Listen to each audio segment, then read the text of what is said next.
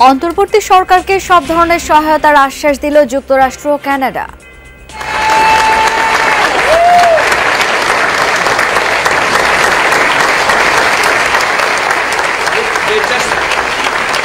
They just look like any other young person. You will not recognize it. বিশ্ব মঞ্চে বৈষম্য বিরোধী ছাত্র আন্দোলনের সমন্বয়কদের পরিচয় করালেন ডক্টর ইউনূস। রোহিঙ্গা সংকট সমাধানে বাংলাদেশকে 19 কোটি 9 লাখ ডলার সহায়তা দেবে যুক্তরাষ্ট্র। বিশেষ বৈঠকে প্রধান উপদেষ্টা বললেন, প্রত্যাবাসনই একমাত্র সমাধান। Or ensuring justice, repatriation of the Rohingyas remain the only sustainable solution to the protracted crisis. Gulshan থেকে গ্রেপ্তার সাবেক শিল্পমন্ত্রী, আরেক মামলায় সালমান, আনিসুল, দীপুমণি ও পলককে কারাগারে প্রেরণ।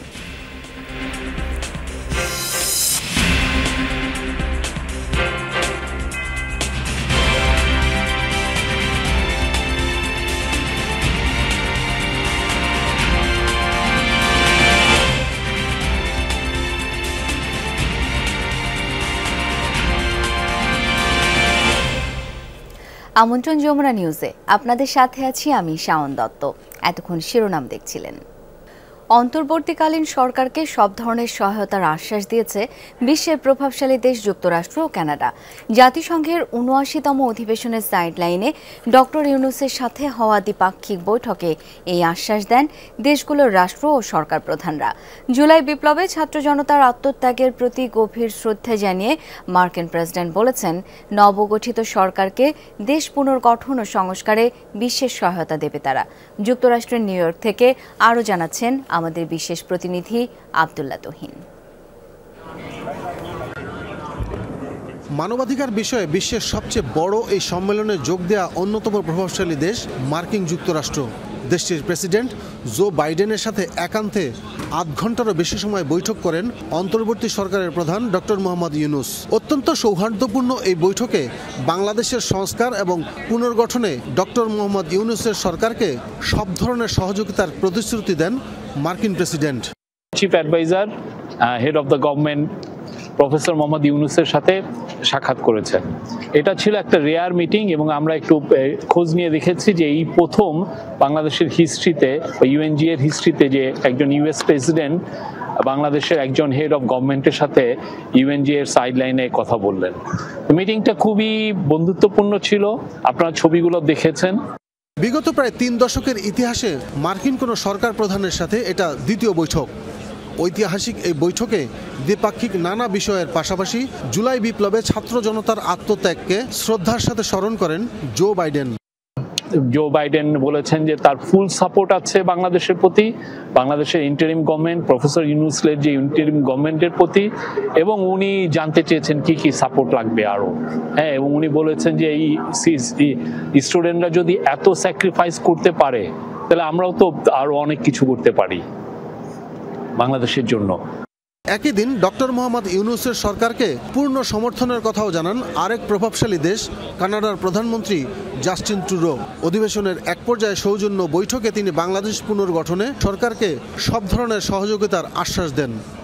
জাস্টিন ট্রুডো বাংলাদেশের গভর্নমেন্টকে তার সাপোর্টের কথা বলেছেন। তারপরে তারা ফ্রিডম ডিপেন তাদের দুই দেশের মধ্যে, আমাদের দুই দেশের মধ্যে সম্পর্ক যাতে আরো উন্নয়ন হয় সেই ব্যাপারে আলোচনা হয়েছে, এবং বাংলাদেশের থেকে স্যার যাতে কানাডায় আরো স্টুডেন্ট যেতে পারে সেই ব্যাপারে কথা হয়েছে, এবং আরো দ্বিপাক্ষিক যেই সমস্ত বিষয়গুলো সেগুলো আলাপ হয়েছে। সকালে অধিবেশনের শুরুতেই ডক্টর মোহাম্মদ ইউনূস অনানুষ্ঠানিকভাবে সৌজন্য সাক্ষাৎ করেন জাতিসংঘের মানবাধিকার বিষয়ক কমিশনের প্রধান, ব্রাজিলের প্রেসিডেন্ট, বিশ্ব ব্যাংকের প্রধান সহ বেশ কয়েকজন নেতার সাথে। প্রথমবারের মতো সরকার প্রধান হিসেবে জাতিসংঘ অধিবেশনে এসে মার্কিন প্রেসিডেন্টের সাথে একান্ত বৈঠকটি ছিল সবচেয়ে বড় চ্যালেঞ্জ। সেটা সফলভাবে সম্পন্ন হওয়ায় অনেকটা স্বস্তি ফিরে এসেছে অন্তর্বর্তীকালীন এই সরকারের প্রতি। মার্কিন প্রশাসন সার্বিক সহায়তার যে আশ্বাস দিয়েছেন সেটা এখন বাংলাদেশ কিভাবে আদায় করে নিতে পারে বা কিভাবে সেই সমর্থনকে কাজে লাগাতে পারে সেটা এখন দেখার বিষয়। আব্দুল্লাহ তুহিন, যমুনা নিউজ, জাতিসংঘ সদর দপ্তর, নিউ ইয়র্ক। যুক্তরাষ্ট্র। বিশ্ব মঞ্চে বৈষম্য বিরোধী ছাত্র আন্দোলনের সমন্বয়করা নিউ ইয়র্কে ক্লিন্টন গ্লোবাল ইনিশিয়েটিভ অনুষ্ঠানে 3 শিক্ষার্থীকে পরিচয় করিয়ে দিলেন বাংলাদেশের অন্তর্বর্তীকালীন সরকারের প্রধান উপদেষ্টা ডক্টর মোহাম্মদ ইউনূস। জানান, তরুণ এই প্রজন্মের হাত ধরেই জন্ম নিয়েছে নতুন বাংলাদেশ, অকাতরে প্রাণ দিয়েছে ছাত্র জনতা। একই সাথে করেন ক্লিন্টন পরিবারের সাথে দীর্ঘ বন্ধুত্বের স্মৃতিচারণ। They just look like any other young person. You will not recognize them. But when you see them in action, when you hear them speak, you'll be shaking. They shook the whole country. Leaders স্টেজে এইভাবেই বৈষম্য বিরোধী ছাত্র আন্দোলনের সমন্বয়কারীদের 3 জনকে পরিচয় করিয়ে দেন doctor Mohammad Yunus. And they are the one creating the new version of Bangladesh. Let's wish them a success.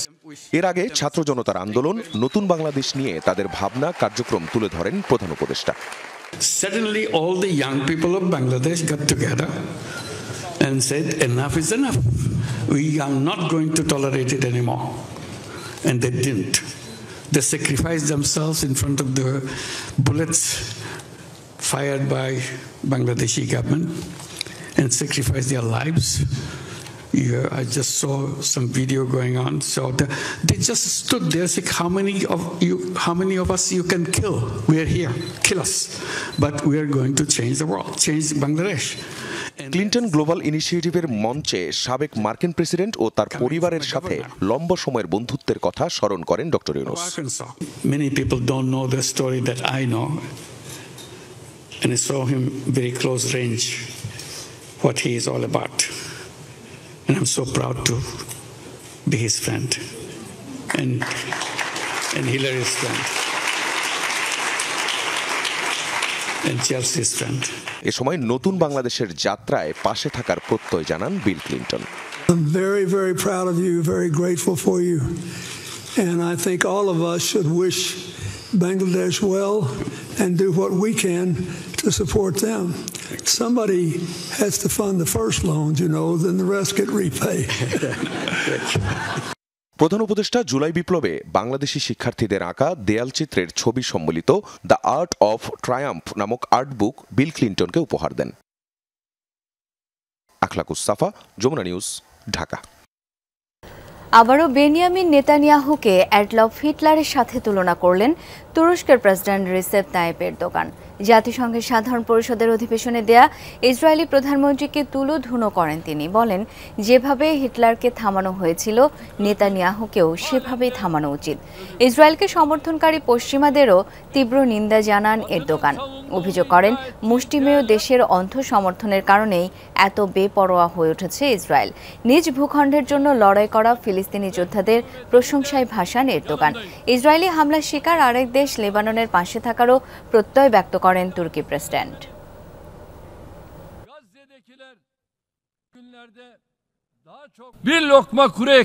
এক টুকরো শুকনো রুটি, এক চুমুক পানি কিংবা এক বাটি স্যুপের অভাবে গাজায় প্রতিদিন শত শত শিশু মারা যাচ্ছে।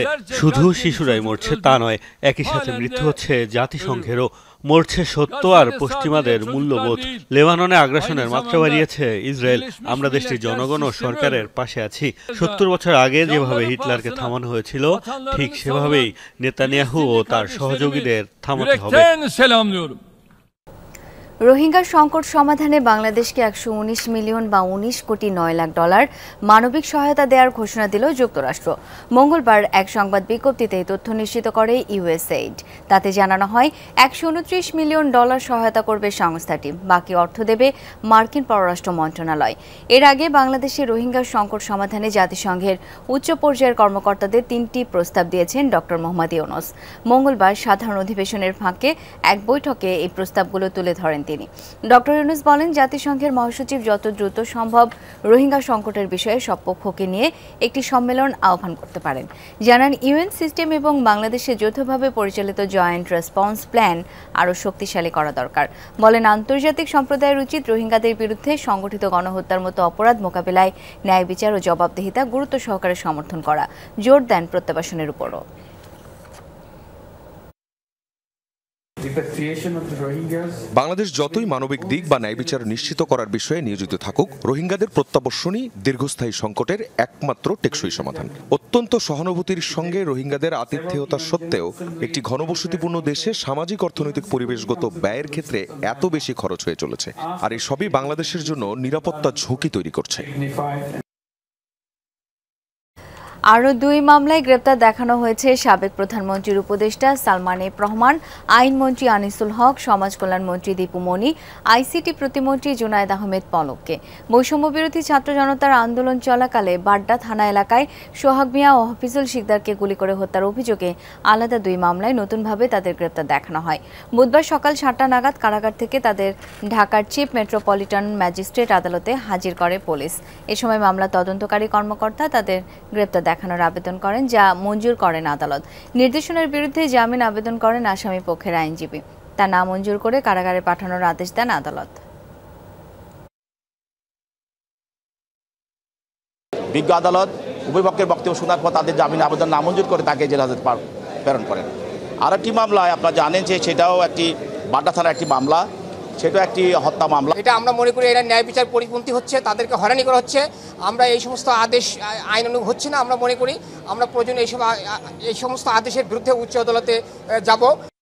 বিএনপি চেয়ারপারসন খালেদা জিয়ার মতো মাহমুদুর রহমান মান্নাও কারাবন্দী থাকা অবস্থায় চিকিৎসা সেবা থেকে বঞ্চিত হয়েছেন, এমন অভিযোগ করেছেন বিএনপির স্থায়ী কমিটির সদস্য ডক্টর মঈন খান। সকালে বিএসএমএমইউ হাসপাতালে চিকিৎসাধীন নাগরিক ঐক্যের আহ্বায়ক মাহমুদুর রহমান মান্নার স্বাস্থ্যের খোঁজ খবর নিতে আসেন ডক্টর মঈন খান। এ সময় তিনি জানান, স্বাস্থ্যের উন্নতি হওয়ায় হাসপাতাল থেকে বাসায় যাবেন মান্না, তবে থাকবেন চিকিৎসকদের নিবিড় পর্যবেক্ষণে। মঈন খান বলেন, ফ্যাসিবাদী আওয়ামী সরকারের নির্যাতনের আরেক উদাহরণ মাহমুদুর রহমান মান্না।